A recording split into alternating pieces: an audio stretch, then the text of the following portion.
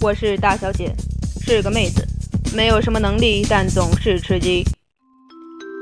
女士们、先生们，感谢您选择宇宙超级美少女大小姐航空公司航班。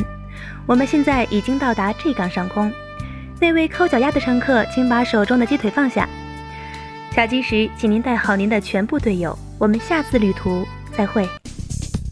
随着噗一声，大小姐再一次降临国际服。此时我匹配了3名中国人，打字交流着。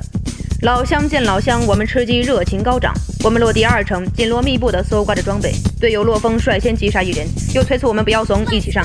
一到学校，我也收获了第1杀。此刻我们4人坐在这里，计划着下一步。车发动了，起步贼快，像加速挂般。洛风大哥突然问我：“朋友，你的梦想是什么？”我说：“哥，我这么厉害，我就想上天。”然后我就上天了。就算是见过大世面的大小姐，也小鹿乱撞地询问着：“难道是某位大神在一念控车？”真是让我哭泣哭泣，怕了怕了。车在空中旋转跳跃，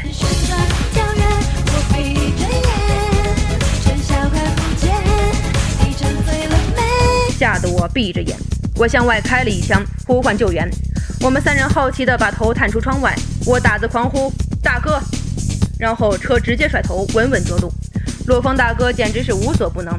为了防止再次上天，我们换了一辆车。车行在路上，我苦思冥想：诶，难道洛风大哥是神仙？聪明如大小姐到这个时候才反应过来，后面故事也顺其自然了。大小姐全场梦游还没发现人，洛风大哥已然将之消灭。我2杀吃鸡，神仙的人头真是抢不来。好了，最后给你们看一下洛风大哥的 KDA。我是大小姐，是个妹子，不知为何死鸡无味。